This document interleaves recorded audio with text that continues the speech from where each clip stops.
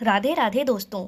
ईश्वर आप सभी की सभी मनोकामनाओं को पूर्ण करे और आप सभी को स्वस्थ और खुश रखे। चलिए कहानी शुरू करते हैं। हमारी आज की कहानी का शीर्षक है सीमा के परांठे। सीमा को स्कूल से बाहर हमेशा मैंने क्रीम सूट और मेहरून दुपट्टे में देखा था। छठी क्लास से लेकर 10वीं क्लास तक सीमा के पास भूरे रंग का एक ही थैला था, जिसमें वह अपनी किताबें और खाना लेकर आती थी। खाने में वह हमेशा डालडा के बने नमक मिर्च के 3 परांठे लेकर आती थी और आते ही अपना डिब्बा धूप में रख देती। लंच टाइम तक उसके परांठे खूब गर्म हो जाते और फिर वह मज़े से बैठकर लंच टाइम में हम सबके साथ खाती।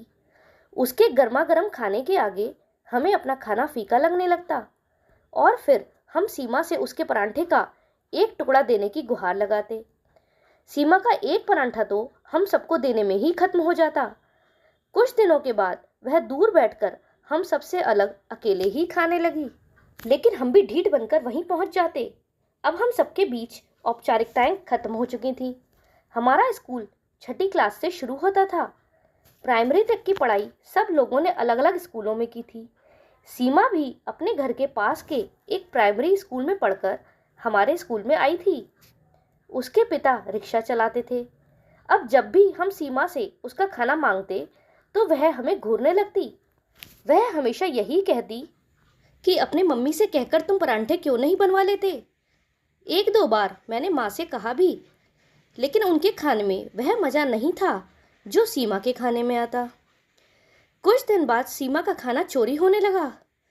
बच्चे उसके थैले से निकालकर या ग्राउंड में से टिफ़िन उठाकर खा जाते, जिसकी शिकायत सीमा ने कई बार टीचर से भी की। सीमा के पिता हमारे ही स्कूल के कुछ बच्चों को रिक्शे पर घर तक छोड़ने का काम करते थे, लेकिन सीमा गर्मी हो या बरसात, चाहे कितनी भी सर्दी हो, वह पैदल ही अपना थैला उठाकर स्कूल आती।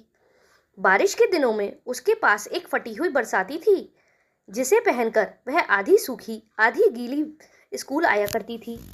कई बार तो उसके पिता बच्चों को रिक्शे में ला दे उसके पास से गुजर जाते और हम यही सोचते कि कितने निर्दयी पिता हैं कि अपनी बेटी को यूं इस तरह छोड़कर वह औरों के बच्चों को घर तक पहुंचाने में व्यस्त हैं। कई बार हम सीमा से इस विषय में बात भी करते तो वह मुस्कुराकर चुप हो जाती थी। एक बार सीमा ज़्यादा भीगने के कारण बीमार भी हो गई। उस दिन हमने पहली बार उसको अपने पिता की रिक्शा पर बैठकर डॉक्टर के पास जाते देखा था। सीमा पढ़ाई में भी बहुत होशियार थी। एग्ज़ाम के समय सब बच्चे अपने आगे या पीछे वाले से कुछ न कुछ पूछने में लगे रहते, लेकिन सीमा न तो किसी से कुछ पूछती थी और ना ही किसी को कुछ बताती थी। जब परिणाम आता तो वह अच्छे अंकों से उत्तीर्ण होती। यह देखकर हमें बहुत क्रोध आता कि जब हम पेपर में उससे कुछ पूछते हैं तो वह बताती क्यों नहीं है। 12वीं की परीक्षा उत्तीर्ण करने के बाद सब लोग अलग अलग कॉलेज में चले गए।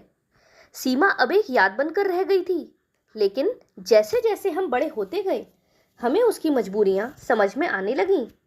सीमा के अलावा उसके 5 बहन भाई और थे, जिनके पालन पोषण की जिम्मेदारी उसके पिता पर थी।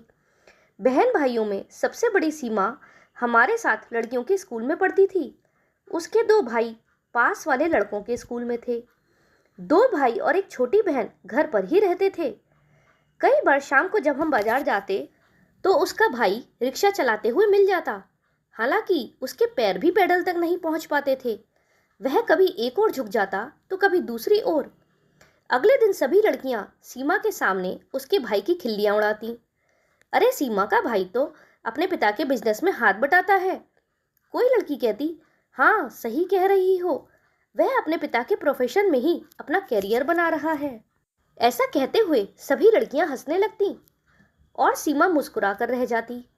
वह कभी अपनी गरीबी को लेकर किसी से कुछ नहीं कहती थी और ना ही हम लोगों के मजाक का बुरा मानती। वह हमेशा मुस्कुराती रहती थी।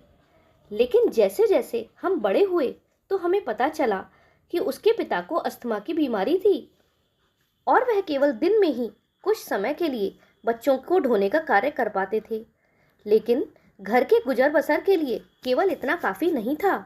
इसीलिए शाम को बेटे को रिक्शा चलानी पड़ती। कहते हैं ना, गरीबी में बच्चे जल्दी बड़े हो जाते हैं।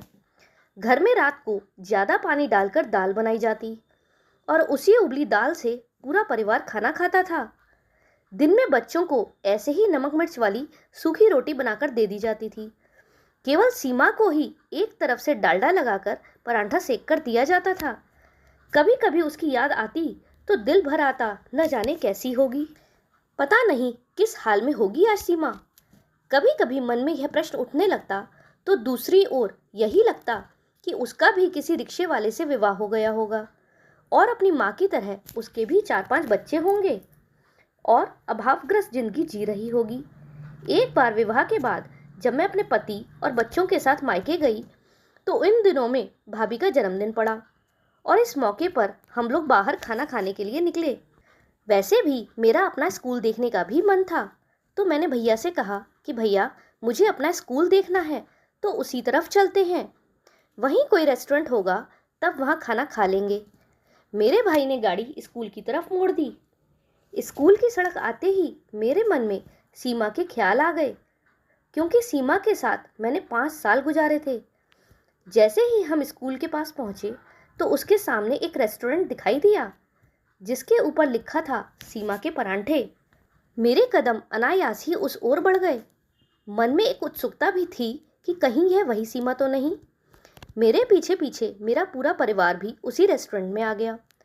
रेस्टोरेंट के अंदर प्रवेश करते ही काउंटर पर खड़े लड़के ने मुझसे पूछा, जी कहिए मैं आपकी क्या सेवा कर सकता हूँ।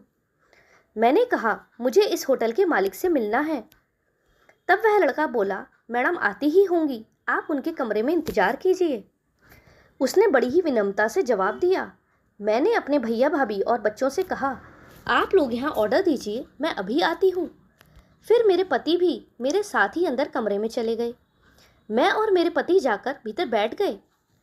मैडम शब्द सुनकर मेरा शक और पुख्ता हो गया कि हो ना हो ये सीमा वही सीमा है। कुछ समय बाद क्रीम सूट और मेहरून दुपट्टे में एक महिला ने कमरे में प्रवेश किया। मैंने जब गौर से देखा तो चेहरा जाना पहचाना लगा। ये सीमा ही तो थी। उम्र की परछाइयाँ चेहरे पर आ चुकी थीं। बचपन का वह मासूम चेहरा अब परिपक्व हो चुका था, लेकिन वह बेहद खूबसूरत नजर आ रही थी। गरीबी में अभावग्रस्त जीवन के कारण उसके चेहरे की जो रौनक बचपन में चली गई थी, वह रौनक अब उसके चेहरे पर झलक रही थी। कटे हुए बाल, चमकती आंखें, क्रीम सिल्क का सूट और उस पर मेहरून किनारी का दुपट्टा उस पर बहुत जच रहा था। आज भी सीमा को क्रीम और मेहरून रंग ही पहनना पसंद था। हाँ, कपड़े का मटेरियल कुछ महंगा हो चला था। खद्दर की जगह सिल्क ने ले ली थी और मलमल के दुपट्टे की जगह भारी किनारी वाला मेहरून दुपट्टा उस पर खूब जच रहा था। कुछ देर ध्यान से देखने के बाद सीमा भी मुझे पहचान गई और फिर बड़ी गर्मजोशी से मेरे गले लग गई। अरे सीमा, तुम तो बिल्कुल बदल गई हो। और यह क्या, ये रेस्टोरेंट तुमने कब खोला? स्कूल के बाद की अपनी यात्रा के बारे में कुछ बताओ।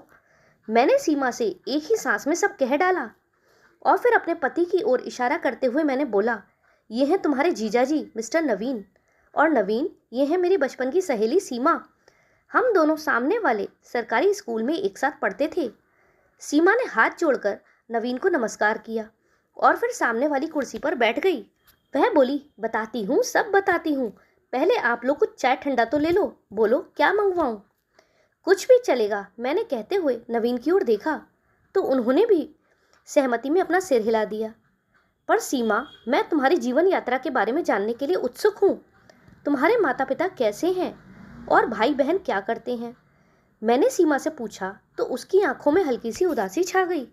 कुछ देर मौन रहने के बाद उसने अपने जीवन के बारे में बताना शुरू किया। तुम तो जानती हो कि मेरे पिताजी अस्थमा के मरीज थे। एक दिन जब वे स्कूल के बच्चों को लेकर उनके घर छोड़ने जा रहे थे तो रास्ते में ही उन्हें अस्थमा का दौरा पड़ गया और वहीं सड़क पर ही उनकी मृत्यु हो गई। पूरे घर का बोझ माँ और मुझ पर आन पड़ा। माँ आसपास के लोगों के यहाँ झाड़ू बर्तन करने लगी। मैं अपने छोटे भाई बहनों के लिए घर पर ही खाना बनाती एवं उनकी देखभाल करती। मुझे स्कूल का समय बहुत याद आता था, जब तुम लोग अपना खाना छोड़कर मेरे परांठे खा जाते थे। तब मेरे मन में एक विचार ने जन्म लिया कि क्यों न मैं परांठे बनाने का एक व्यवसाय के तौर पर आरंभ करूं। लेकिन व्यवसाय शुरू करने के लिए पैसों की भी आवश्यकता होती है, जो कि हमारे पास बिल्कुल भी नहीं थे। फिर मैंने अपने स्कूल के सामने सड़क पर ही एक चूल्हा लगाकर ये काम शुरू कर दिया। मुझे आशा थी कि स्कूल में तुम्हारे जैसे बच्चे फिर आएंगे जो मेरे परांठे खाना पसंद करेंगे। और मेरी यह कोशिश कामयाब रही। फिर मैंने तरह तरह के परांठे बनाने शुरू कर दिए और यह मेरे खाने की एक विशेषता बन गई। अब लोग दूर दूर से आने लगे। धीरे धीरे धंधा चल निकला तो मैंने एक ठेला ले लिया और इस पर चूल्हा रखकर अलग अलग तरह के परांठे बनाने लगी। फिर मैंने लोन लिया और अपना ये रेस्टोरेंट खड़ा किया। इसी बीच मेरी माँ की भी मृत्यु हो गई। फिर मैंने अपने सभी भाई बहनों को अच्छी शिक्षा देकर सेटल किया। सबकी शादियाँ हो गईं और अब सब अलग अलग शहरों में अपने अपने परिवार के साथ मस्त हैं। लेकिन सबको सेट करते करते मेरी विवाह की उम्र निकल गई, इसीलिए मैंने शादी नहीं की।